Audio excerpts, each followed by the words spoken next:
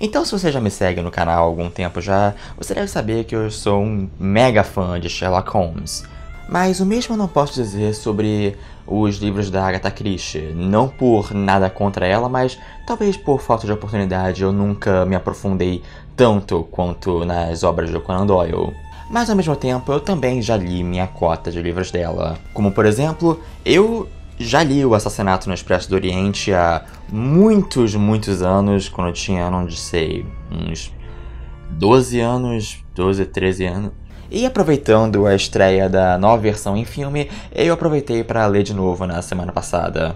E ao mesmo tempo, uma outra coisa que vocês precisam saber sobre mim é que nos últimos tempos, alguns meses já, desde o começo do ano passado, eu tenho tentado me letrar em Shakespeare, porque, eu não sei, eu acho muito interessante, é uma coisa que no Brasil a gente aprende muito pouco no colégio, praticamente nada, e é um legado para a literatura ocidental gigantesco, provavelmente o maior de todos, então eu tenho tentado, por puro interesse e curiosidade, tentar me versar mais em Shakespeare, e por essa lógica, então, sabe o que eu amo? Kenneth Branagh. Eu adoro ele como ator, eu adoro ele como diretor, e para as pessoas que só conhecem ele, talvez como o Gilderoy Lockhart do Harry Potter e a Câmara Secreta, que por sinal é um papel onde ele foi uma escalação perfeita, o Branagh é um cara que nos anos 90, ele chamou muita atenção para ele com os primeiros filmes, quando ele começou a atuar e dirigir em adaptações de Shakespeare. Então, o primeiro filme que ele fez foi o Henrique V, que concorreu ao Oscar e tudo mais. Está na Netflix, por sinal, eu recomendo que vocês assistam se estiverem interessados.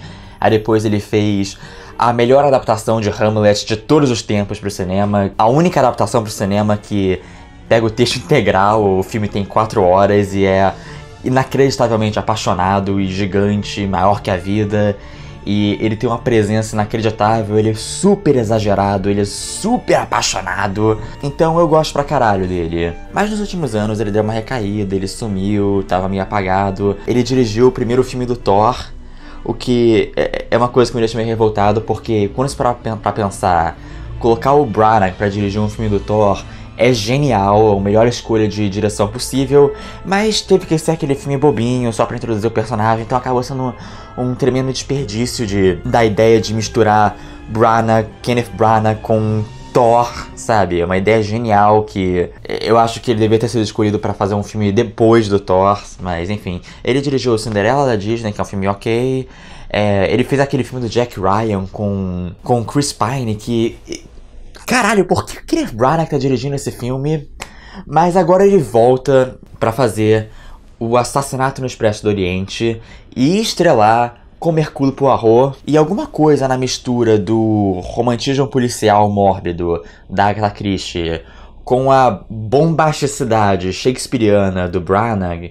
Eu acho que é uma mistura muito interessante, é algo que me deixa muito curioso, e tendo visto o filme, sim, pra todo mundo que é chegado no entretenimento britânico, é absurdamente divertido. Eu adorei esse filme, eu tinha boas expectativas pra ele, mas eu gostei muito mais do que eu achei que eu ia gostar. Isso sendo que eu já tô completamente familiarizado com a história e já vi várias outras adaptações feitas pra cinema e televisão. Mas pra aqueles que não sabem nada, é o seguinte, o filme e o livro são mais um caso do Hercule Poirot, que é o personagem mais famoso da Agatha Christie. Depois do Sherlock Holmes, é fácil o detetive mais famoso da literatura. E na trama desse livro, o Poirot, ele estava no Oriente Médio e agora ele vai voltar para Londres, pegando o Expresso do Oriente, o famoso Expresso do Oriente, o trem que ligava da Europa até o Oriente Médio, um elemento super romântico da época. E o Poirot tá lá, vai pegar o trem, tá na sua viagem,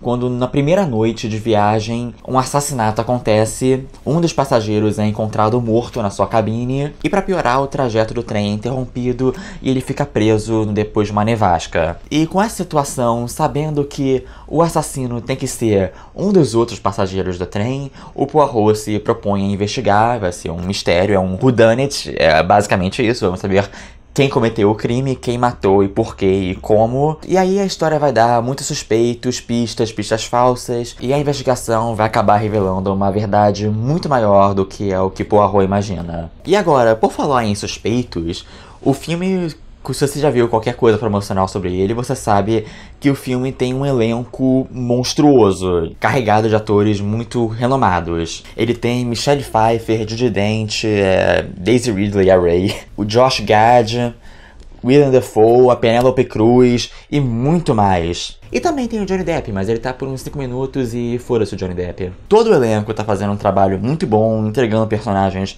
muito marcantes, todos eles são meio que um pequeno arquétipo, mas a verdadeira estrela do filme, inegavelmente, é o próprio Kenneth Branagh como o Poirot. O complicado de fazer o Poirot é que, como ele é um personagem que já é icônico, ele já tem várias outras versões em filme. Acho que mais relevante nos últimos anos foi o David Suchet, que fez o Poirot em uma série britânica que rolou desde o começo dos anos 90 até 2013 por aí, onde eles adaptaram praticamente toda a obra da Agatha Christie no que se diz ao respeito ao Poirot. Ele é um ator muito bom, o David Suchet, que visualmente eu acho que ele é o que mais pega, talvez, o que todo mundo imaginava que o personagem se parecia. Então acho que ele é muito visto atualmente como o Poirot definitivo, sem falar entre outras versões memoráveis do personagem que a gente vai falar depois. Então é difícil você fazer esse personagem sem ficar muito na sombra. Então é difícil fazer esse personagem sem ficar muito na sombra das outras versões. Mas eu acho que o Branagh consegue encontrar um caminho diferente o suficiente pra retratar o personagem. Pra quem não sabe, o lance do Poirot é que ele é esse detetive belga, ele é um inspetor de polícia aposentado, que por acaso é o melhor detetive de todos os tempos, mas o que realmente chama a atenção nele é que ele não parece que ele é o maior detetive de todos os tempos. Ele não é o homão da porra que nem o Sherlock. Ele é esse belga gordinho, baixinho, de cabeça oval, um bigodinho ridículo apontado pra cima. Ele é todo cheio de frescuras e ele é todo belga, todo monsieur, nanani. E ele é chato pra caralho, ele é cheio, ele vive falando de si mesmo. Ele basicamente é a figura mais ridícula e menos ameaçadora possível. Então ninguém imagina que ele seria um super detetive. E eu acho que o que melhor simboliza esse Poirot do Branagh, pra explicar simbolicamente, é só ver como ele interpretou o bigode do Poirot, que é uma coisa super icônica, que na maioria das outras versões é visto como um bigodinho meio ridículo, pequenininho, mas que aponta pra cima. Nesse filme, cara, o bigode é um bigodão épico, monstruoso. Eu acho que esse bigode desbanca o Daniel Day-Lewis em Gangues de Nova York como o bigode mais épico do cinema. É um negócio de se maravilhar. Mas que ao mesmo tempo, não é realmente diferente do livro. É uma interpretação completamente válida, uma leitura válida do personagem, pra quem tá lendo na página isso. Então, esse Poirot, eu acho que ele não é tão ridículo e tão não ameaçador quanto as outras versões. Inclusive, dadas as circunstâncias certas, ele pode ser bem imponente. Até porque o Branagh tem uma puta de uma presença de tela. Ele é super exagerado como ator, mas ele é um ótimo ator. Inclusive, acho que esses exageros são perfeitos pro personagem. E essa é outra coisa, ao mesmo tempo que ele tem isso, ele ainda tem vários desses traços afrancesados, caricatos, que te asseguram que sim, esse é o mesmo personagem que você conhece da prosa da Agatha Christie e de várias outras versões.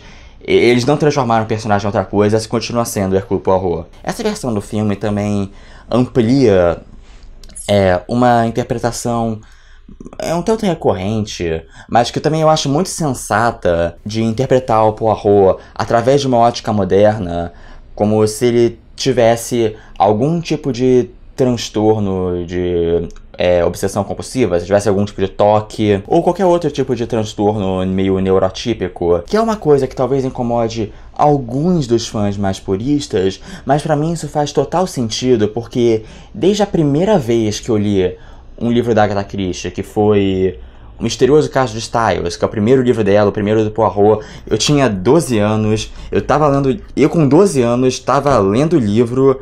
Aí eu vejo o jeito que eles escrevem o Poirot, as coisas que ele faz, algumas das manias dele. Eu com 12 anos eu olhei e falei, esse cara tem toque. Foi uma interpretação muito natural pra mim. É interessante como eles tratam isso no filme, que eles mostram que é isso que permite que ele tenha esse senso de observação tão minucioso que faz com que ele consiga resolver os casos, mas ao mesmo tempo é uma coisa que torna ele muito alienado socialmente. Mas então, eu tenho que notar uma coisa. É uma escolha curiosa de livro que eles escolheram pra adaptar pra esse filme, de todos os livros da Agatha Christie, porque O Assassinato no Expresso do Oriente tem uma versão em filme feita em 1974 que é muito conceituada, é muito bem vista, que foi dirigida pelo Sidney Lumet, que é o diretor de 12 Homens e uma Sentença, Sérpico, Um Dia de Cão. Um puta diretor muito querido, dirigindo no seu auge dos anos 70, e que também tinha um elenco fuderoso, super famoso.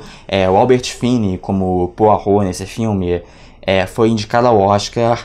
A Ingrid Bergman ganhou o Oscar de melhor atriz coadjuvante nesse filme. Tinha também Lauren Bacall, Sean Connery, o Anthony Perkins, o Norman Bates. E é um filme que é muito bem lembrado e reconhecido como uma das melhores adaptações da Agatha Christie pro cinema. Então acaba sendo inevitável uma comparação entre esses dois filmes, o que chega até a ser meio injusto, porque eu vejo que esse filme, ele tá com uma nota meio mais ou menos, bem polarizante no Rotten Tomatoes, meio, sabe, 58%, uma média de 6.1, a nota média. Tipo, um filme nota 6. O que eu acho meio injusto, porque eu acho que o filme é bem mais forte que isso. Eu gostei bastante do filme. Eu acho que muito disso se vem essa coisa meio de crítico de já entrar com uma má vontade pro filme, com essa atitude meio...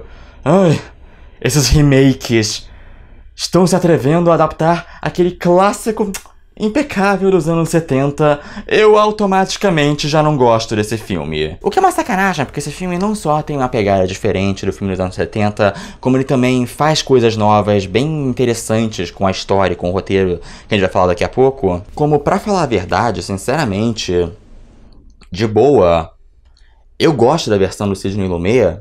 Sinceramente, eu acho que eu prefiro essa nova.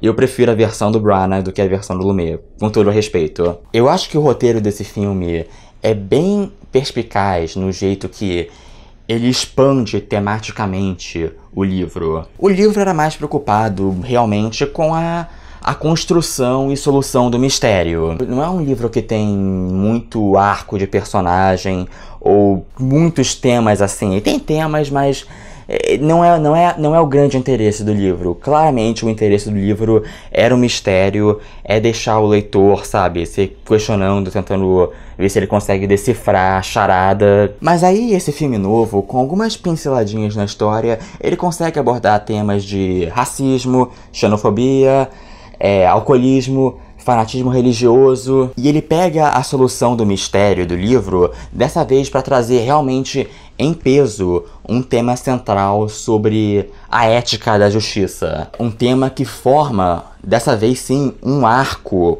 de personagem pro Poirot muito interessante, que é algo natural, porque é algo que já vem da própria solução bastante inusitada do livro do mistério. E por falar em mistério, se por acaso você é um daqueles que já leu o livro e conhece e tudo mais, assim, eu sou o tipo de pessoa que geralmente é meio de saco cheio com essa cultura toda de spoilers, porque é tudo, ai meu Deus, você deu spoilers, não me dê spoilers, sabe? De coisas completamente babacas, ou então de coisas que deveriam ser senso comum.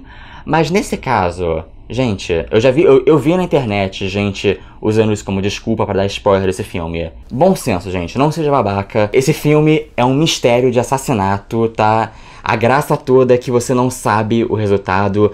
Não interessa se o livro tem mais de 80 anos, tem muita gente que não sabe qual é a solução do filme. Não dê spoilers, não seja babaca. Esse é um caso óbvio que você não deve dar spoilers, tá? Especialmente porque esse é um daqueles livros que tem uma solução, uma das soluções mais icônicas de toda a literatura de detetive. Então é daquele tipo de solução que se você escutar, você não vai esquecer nunca. Então, para as pessoas que não estão familiarizadas com o livro e que vão assistir o filme, eu acho que é uma experiência muito interessante experienciar essa história pela primeira vez. Então, moral da história, esse é um caso que radicalmente, por favor, não dê spoiler. Outra coisa a falar é que, como boa parte do livro consiste basicamente do Poirot entrevistando suspeitos no vagão-restaurante do trem, o livro é basicamente isso, sabe? Tem um comecinho que introduz personagens, tem um assassinato, aí o grande miolo do livro é basicamente entrevistas e um pouquinho de investigação e tal, e aí já vai pro final, que é a solução do caso. O filme tenta dar um ar mais cinematográfico pra isso, ele tenta variar mais os cenários, ele até justifica isso também, com parte da história.